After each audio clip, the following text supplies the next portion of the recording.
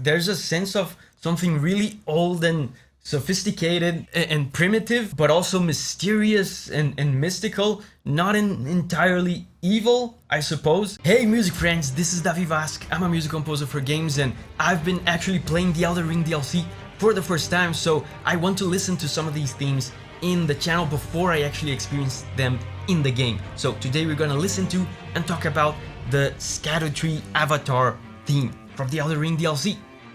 Let's go! Let's go!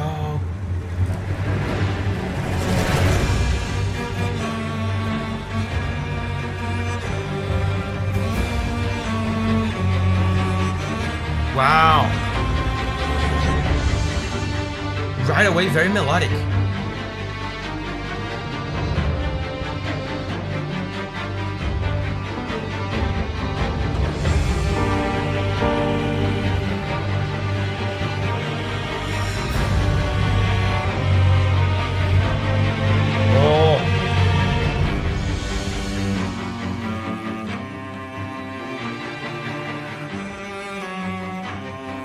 These solo strings, man.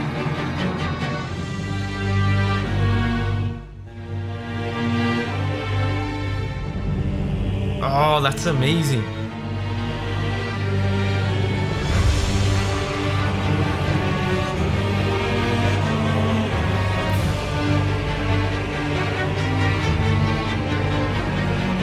They do this sometimes in Elden Ring. They use these solo strings.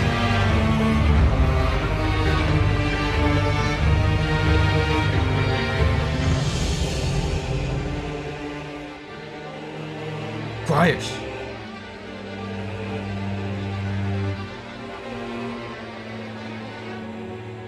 Oh, amazing. Hold up. Remember, last week I did a video on Bloodborne.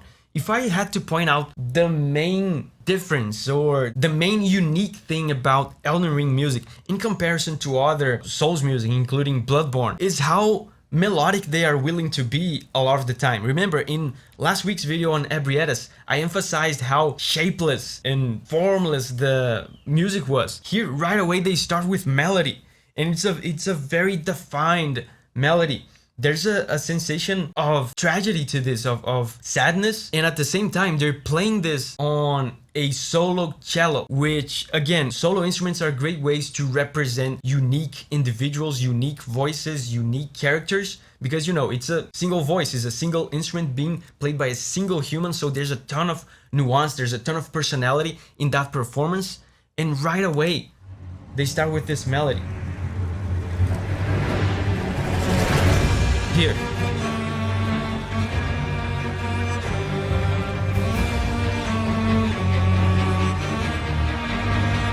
Oh, the harmony is so cool.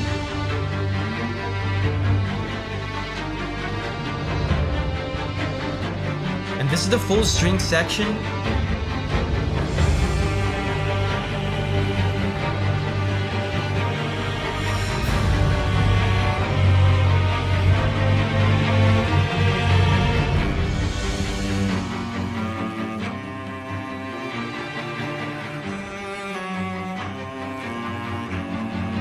Man, there's a sense of...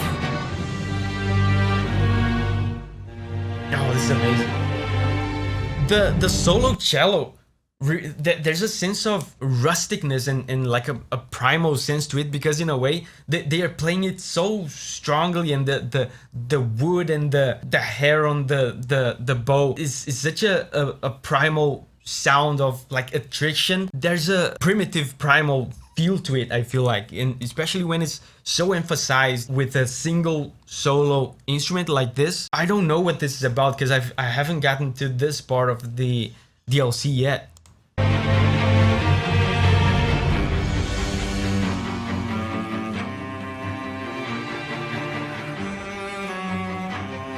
There's a primal primitive sense to this. And mystery. Look how mysterious and mystical this sounds.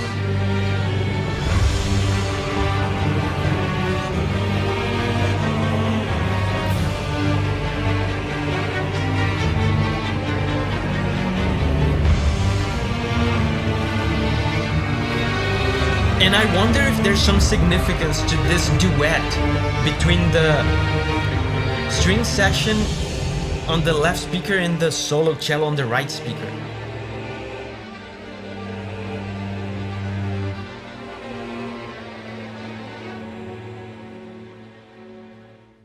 Okay, second phase already?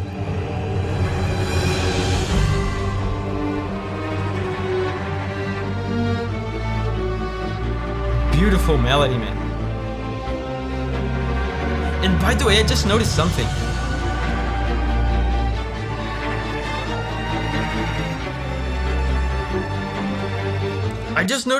There's no brass in this or woodwinds. This is a string section. There's a string concerto feel to this. That's so interesting. Remember, I told you that there's a sense of something primitive and primal to this, especially when they emphasize the solo cello playing with all that rawness. But when we hear the entire string section like this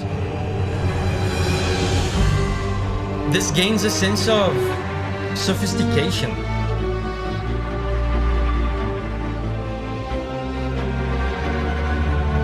There's a sense of an old sophistication, like the kind of sense that you hear when you listen to classical music, because this is pretty much a classical string concerto.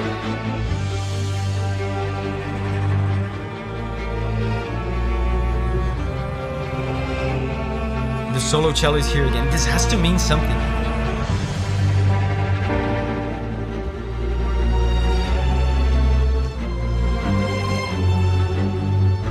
So much mystery. And listen to this. I feel like I've heard this before. This sound. I feel like I've heard this before in Elden Ring. Can you hear the ding ding ding ding ding ding? It's like they're doing a tremolo. This have you seen in the orchestra sometimes when the string players do this really fast with the bow? It's called a tremolo. They do a specific kind of tremolo here with this noise. Man, you guys gotta help me out here. Have you heard this before in other Elden Ring tracks? I feel like I have.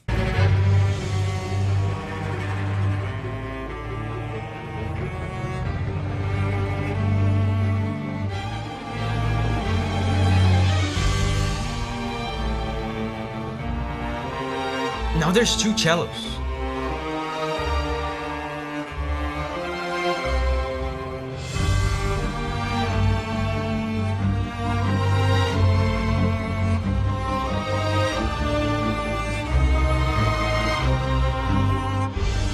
That's so interesting, man. This song is very unique. I'm intrigued by this. It doesn't sound evil, it doesn't sound menacing. There's just a sort of mystique to it. Listen to this. This is not menacing at all.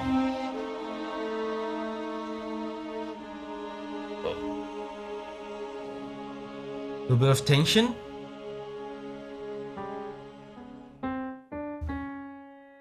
That was weird. That was weird. Hold up, before we go to the next phase, that was weird. That last chord they held there. Man, I'm so intrigued by this track. There's a sense of something really old and sophisticated and primitive, but also mysterious and mystical. Not entirely evil, I suppose. Check out this sequence of chords here. How this is so...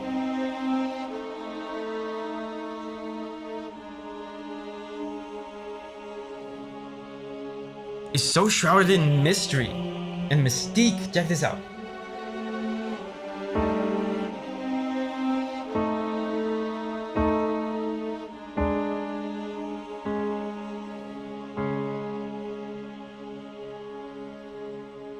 So he did a disturbing chord here for a while. You saw when I listened to this for the first time, I was like, wait, disturbing chord. The song was not very disturbing, very menacing up until now. Then he did disturbing chord, other disturbing chord, and then it started to shift.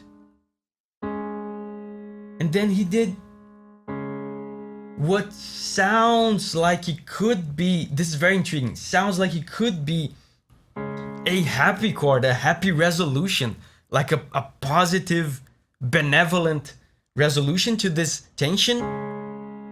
But the thing is, he's omitting the third. There's a note in music called the third, which is the note that defines if the chord is happy or sad. This has literally all the ingredients of a happy, positive resolution, except for the third, which he's omitting for some reason. I feel like this plays into the thing that I said, that this is a track that's supposed to sound mystical and mysterious, even though it feels like there's some benevolence here, but is being hidden, is being omitted, and is not outward, completely evident. Man, that's so intriguing. I'm really curious about this. I mean, these tracks are always boss tracks, right? So I assume you're fighting this, whatever this is, but why? And why is it so not threatening? This is the last phase, I assume. Oh, choirs.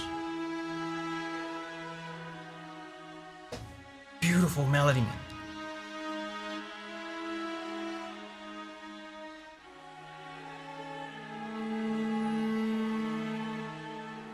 Beautiful melody. Spiritual. Feels spiritual, mystical.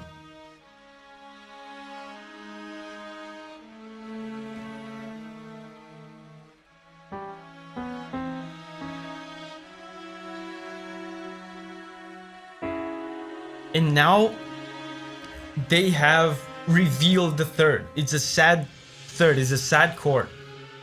But back then, when I thought it could have been happy, it could still have been happy. They could still be omitting a positive third there.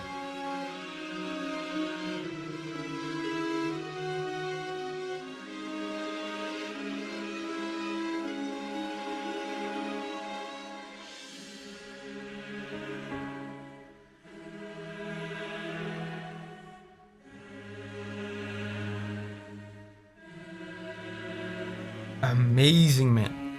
Doesn't this sound religious? It sounds like a...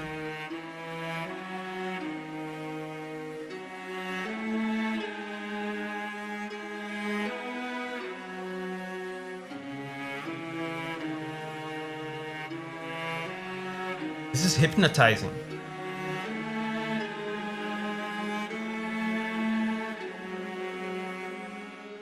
Amazing. It's really refreshing to hear something like this from Soft, because they like their loud, intense orchestras. You can see here that they removed all the bass, all the foundation of the song, and it's just melody. It's just the choirs and the strings, and they're playing such an enchanting melody. The lack of, you know, all the chords, all the bells and whistles of the orchestra makes this kind of empty, sounds empty. It feels like you are in this ethereal plane, like the ground has been removed off of your feet and you're just floating in this spiritual...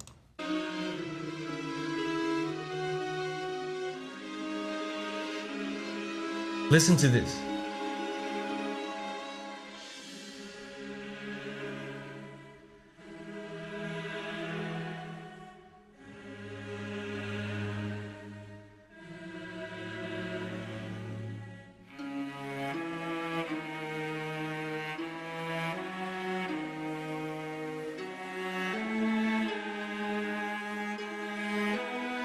Amazing. And there is, it's funny, every time I feel like there's a sense of benevolence there, they're playing some underlying happy chords and there's some sense of glory and positivity, they omit it. They are not like upfront about it. This time, just judging by the notes that they are doing with the melody, even if there are no chords playing, you can kind of assume, you can kind of deduce the chords that would be playing if there would be chords. And I can feel some positive chords here. I can feel some positive thirds that they are omitting. Man, it's so interesting. Let me play you this melody so you can get a feel for what they're trying to say with this melody. Check this out.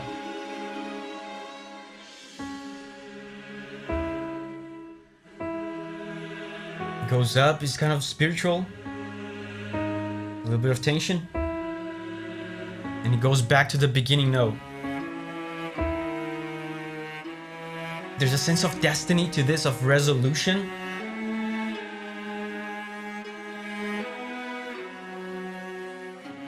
Amazing.